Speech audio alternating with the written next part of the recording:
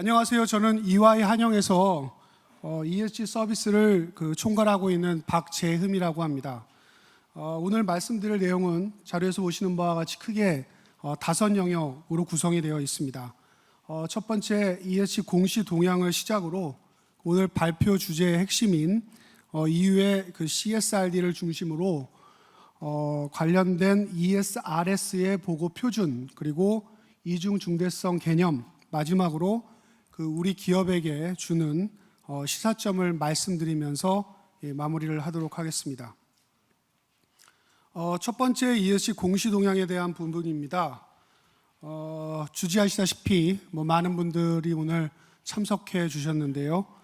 지난 20여년간 기업 가치를 논의하는 과정에 이 재무 성과와 함께 ESG 성과에 대한 정보 공개 요구 및 관심이 지속적으로 증가되어져 왔습니다. 자료에서 보시는 바와 같이 초기에는 일종의 상위적 개념, 지속가능 발전이라든가 기후변화라든가 그다음 지속가능 투자 등의 개념적 정립이 선행되어져 이루어지고, 이러한 개념들이 이제 구체화, 생세와 실질적 활동 성과를 요구하는 수준으로 발전해 나가고 있습니다. 이러한 논의의 중심에 오늘 말씀드릴 공시가 있는 것이고요. 관심 있는 분들이라면 끝에 보시면 ISSB, IFRS 산하의 ISSB나 미국의 증권거래위원회 SEC의 기후공시 의무화 방안 등도 한 번쯤 들어보셨을 겁니다. 정리한다면 위에 보시면 이제 과거에 이 발런터리적 접근에서 이제는 의무적 규제로 이러한 관련된 파고는 더욱 높아질 것이라고 보여집니다. 이러한 파고의 첫 물결을 오늘 말씀드릴 CSRD, 즉 EU의 지속가능 보고 지침의 도입이라고 말씀을 드릴 수 있을 텐데요. 사실 영국이라든가 캐나다, 일본, 미국에서도 관련 기준의 제정이 활발히 이루어지고 있습니다. 참고로 저희 작년 초에 금융위에서도 자산 규모 2조 원 이상인 유가증권 상장사가 25년부터 2030년부터는 코스피 한 800여 개 정도 되는 것으로 알고 있는데요. 이러한 지속가능 정보 의무화 확대와 정책에 따라서 국내 산업계 또한 적지 않은 고민을 갖고 있는 것으로 알고 있습니다.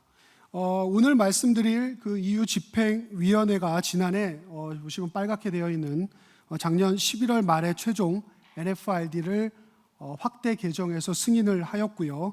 올해 3월부터 적용된다고 하지만 레귤레이션이 아닌 이제 디렉티브 형태로서 각 회원국들, EU의 회원국들이 자국 법률 제정화를 위한 시간을 갖게 될 겁니다. 그래서 EU 1차 적용 대상 기업은 24년의 활동을 25년부터 의무 대상에 관련된 기업들도 점차적으로 29년까지 확대될 것으로 보여지고요. 이러한 시점에 이제 한국 기업들의 관심이 있다고 보시면 될 것 같습니다. 그럼 EU 지속가능 보고 지침에 대해서 좀 말씀드리도록 하겠습니다. 앞서 잠시 이제 NFRD 지속가능 공시에서 CSRD의 개편 승인을 말씀을 드렸는데요. 과거에는 EU 자본시장에 거래되는 이 증권 발행 기업에 적용되었던 반면에 이번 보고 기준은 기업 규모에 따라 적용 범위가 결정되기 때문에 이 기업뿐만 아니라 EU 자회사가 위치해 있다면 보다 많은 기업이 이 기준에 적용될 것으로 보입니다. 좀 더 말씀드리면 이 공시 표준은 크게 3가지 적용 대상, 공시 항목, 공시 방법으로 구성되어져 있습니다. 자료를 보시면 이제 3가지 조건, 즉 EU뿐만 아니라 EU 기업의 자회사 중에 자산 총액이 2천만 유로, 순매출액이 4천만 유로, 그 다음에 평균 직원, 이게 인원 개념이라고 하는데요. 근로자 250인 이상, 이러한 2가지 조건을 충족 시에 공시가 적용이 됩니다. 향후에는 이제 EU 기업도 적용받게 된다고 하는데요. 적용 시점을 말씀드리면 EU의 자회사 법인을 운영하고 있는 국내 기업의 경우 26년부터 보시면 25년의 성과를 26년부터 관련된 비재무 정보를 공시해야 하고요. 관련 국내 본사도 29년부터 공시해야 합니다. 코트라 조사를 이렇게 좀 살펴봤는데요. 기존에 아까 NFRD 적용 기업이 한 11,700여 개에서 향후 CSRD 적용 기업이 한 5만여 개로 늘어난다고 하고요. 한국 기업 같은 경우에는 지금 진출 기업이 한 670여 개로 알고 있는데 아마 좀 이러한 것들은 좀 더 들여다보고 영향받는 기업들을 확인해야 하지 않을까 싶습니다. 여기서 이제 눈여겨볼 점은 비EU 회사에 대한 부분인데 1억 5천만 유로를 넘는 순매출, 좀 일정 부분의 기준을 더 포함한다라고 하면은 이 국내 기업도 이제 상당 부분 이 적용 대상에 포함될 것으로 보여집니다. 사실 이제 유럽 연합이 대한민국의 그 경제 주요 교역구가 아니겠습니까? 그래서 향후 많은 국내 기업들이 이제 편입이 될 텐데 제가 ESG 업에 있는 한 사람으로서 이러한 그 정책 취지에는 동의하지만 이 타 권역 내 정보를 이렇게 좀 많이 요구하는 것이 ESG 정책의 세계화에 따른 이 과도한 어떻게 보면 무역 장벽일 수 있다라는 이러한 의견도 있는 것으로 알고 있습니다. 그럼 이 공시 기준이 되는 EU의 지속 가능성 보고 표준에 대해서 좀 더 자세하게 말씀을 드리겠습니다. 이 ESRS는 이제 European Sustainability Reporting Standard라고 하는 거고요. 과거에 그 EU에 있었던 법안, 그리고 스탠다드, TCFD, ISSB, GRI 기준 등을 적극적으로 수용, 기준에서 이 상호 운용적 측면과 향후 확산을 위한 방안을 제시하고 있습니다. 보고 세트는 두 가지 세트로 되어 있는데요. 공통 표준과 주제별 표준으로 되어 있습니다. 그래서 특히 이제 공통 표준의 ESRS는 일반 요구사항, 적용해야 될 필수 개념과 기본 원칙을 규정하고 있고요. ESRS2는 관련된 지속 가능 공개되는 정보들의 거버넌스, 스트래티지, 리스크 매니지먼트, 매트릭 타겟 같은 부분들의 전략적 체계성을 강조하고 있습니다. 주제별 부분에 있어서는 기업 경제 활동에 의한 환경, 사회, 지배구조 성과에 대해서 다양한 정보 이용자들이 해당 기업들이 다 다르지 않겠습니까? 직면한 위험과 기회 요인을 명확히 이해하고 이것들을 기반으로 한 기업 가치 창출 능력을 정확하게 파악해 의사결정을 할 수 있도록 하는 것을 목표로 하고 있습니다. 쉽지 않은 것으로 보여지는데요. 그러면 제가 상세한 내용은 다음과 같습니다. 최초 그 공시 기준에 비해서 대거 축소됐다고 하지만 그렇게 보시다시피 굉장히 방범위합니다. 각 파트에 이제 녹색으로 되어 있는 게 이제 환경 부분인데요. 환경 부분은 크게 이제 기후 변화 오염, 수자원 해양, 생물 다양성, 자원 사용과 순환 경제로 되어 있고요. 관련된 정책, 그다음에 기업 활동 및 자원 목표를 기본 목표로 하고 있고 사회 부분 노랗게 되어 있는 부분들은 이해관계자 관점에 임직원, 지역사회 분분들에 대해서 관련된 정책, 참여 프로세스, 이 고충 프로세스를 기본 목표로 해서 정성 정량 데이터를 요구하고 있습니다. 특히 이 공시를 준비하는 기업들은 이제 뒤에 말씀드릴 텐데요. 이중 중대성에 상관없이 앞서 말씀드린 ESRS의 2와 그다음에 관련된 데이터 포인트 그리고 저기 위에 있는 ESRS의 기후 변화 부분들을 반드시 공시해야 됩니다. 기후 변화 부분 파트에 이제 9개의 굉장히 많은 영역이 있고요. 보시면 이제 스콥 3에 관련된 부분들 눈여겨 봐 주시고요. 탄소 배출권이나 내부 탄소 가격 책정제에 대한 부분들도 있습니다. 생물 다양성 부분에 있어서는 좀 다르게 전환 계획이라는 부분이 언급이 됩니다. 오늘 중앙대 박 교수님이나 고려대 오경식 교수님 여기 부분에 최고 전문가로 알고 있고요. 그래서 이러한 부분들을 이제 포함을 해서 그 보고에 대한 요구 수준, TNFD 같은 경우는 18개 산업만 적용된다고 하는데요. 그 다음에 보시면 이제 다 그 뒤에 리스크 및 기회가 갖는 재무 영향에 대한 부분들의 구체적인 영향들을 요구하고 있습니다. 사회에서는 임직원 부분들이 가장 많고요. 거버넌스에서는 비즈니스 행동 규범 관련된 내용들이 포함되어 있습니다. 다음은 이제 중대성에 대한 부분입니다. 사실 이 CSRD의 이중 중대성이라는 부분들이 EU의 지속 가능 지침의 큰 특징 중에 하나라고 생각이 듭니다.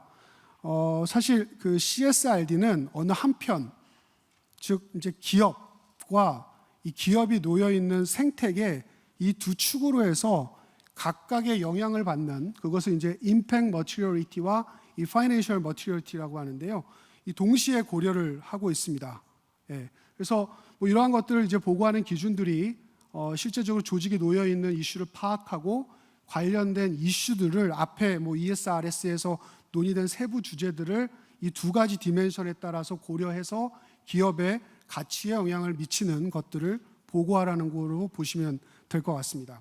이중 중대성에 대한 부분들 중에 이제 이 이중 중대성의 중요한 측면은 기업 활동으로 인한 이 환경 사회적 측면, 즉 value to society, 환경 사회적인 기업 영향, value to company를 측정하라는 겁니다. 여기 이제 재무 관련된 분들도 많이 오셨으리라고 생각이 드는데요. 일반적으로 재무제표상의 어떤 계정의 그 중요도를 판단하기 위해서는 이 법인세 차감 전 순이익의 뭐 5에서 뭐 8% 영향권 안에 있다면 재무중대성 관점에서 의미 있다고 봅니다. 이렇게 할 수 있는 이는 이 재무제표의 계정들을 화폐 단위로 계산할 수 있다는 것인데요. 아직 ESG 성과에 있어서는 앞서 말씀드린 ESRS의 어떤 세부적인 계정들이 영향 중대성과 재무 중대성이라는 측면에서 아직 화폐 단위 수준의 정확한 방법론이 아직 만들어져 있지 않기 때문에 앞으로 이런 부분들에 대한 발전적 방안의 모색들이 구체적으로 이루어져야 하지 않을까 이렇게 말씀이 듭니다. 마지막입니다. 오늘 그 이해를 위해서 두 가지 질문을 좀 준비를 해왔습니다. 오늘은 이제 이후에 CSRD에 대한 부분인데요. 뭐 IFRS 4나 ISSB, 뭐 미국의 SEC 공시들과는 어떤 차이가 있나요? 말씀드리면 저는 차이점에 대한 부분들은 이제 이중 중대성이라는 부분들로 아까 이제 value to society, value to company라고 말씀드렸는데 ISSB나 US는 다소 기업 관점, 이 투자자 관점이라면 보다 CSRD는 이해관계자 관점이라고 말씀드릴 수 있을 것 같고요. 유사점은 기후 관련된 공시 굉장히 심도 있게 논의하고 있고 스콥 직간접 배출뿐만 아니라 가치 사슬에 의한 정보 공개도 요구하고 있습니다. 또한 하나 정보를 드리자면 이제 검증에 대한 데이터 신뢰성에 대한 요구들이 많이 이루어지고 있는데요. 최근에 IAASB에서 신감사 기준을 지금 제정 중에 있습니다. 올해 23년 한 3분기에 관련된 이 감사 기준안이 나올 예정으로 보여지고요. 뭐 이러한 것들을 통해서 이 관련된 시장에 대한 성숙도는 더욱 가속화되리라고 보여집니다. 그래서 마지막 간단히 말씀드리면서 마무리하도록 하겠습니다. 오늘 말씀드릴 ESG 공식 유제는 이제 많은 기업들에게 이 과거와는 다른 뭐 한 단계 아니 몇 단계 훨씬 높은 수준의 공시 책임을 요구하고 있습니다. 제가 우리 기업 입장에서 꼭 필요한 부분들의 세 가지 영역들을 좀 말씀을 드리고 싶은데요. 아까 기후 시나리오에 대해서 말씀드렸습니다.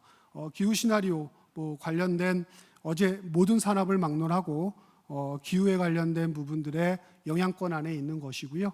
이제는 이 구체화, 상세화적인 수준에서 기업이 놓여 있는 물리적 전환적 리스크를 정확하게 측정하고 관련된 뭐 IPCC 6차 보고서에서 나온 여러 가지 시나리오들을 분석한 후에 이것들이 그 해당 기업의 원부자재부터 요구하는 여러 가지 기업 활동의 재무 영향을 측정하고 이러한 결과들을 여하의 그 TCFD의 룰에 따라서 보고하는 일련의 체계를 수립하는 것이 매우 중요할 것입니다.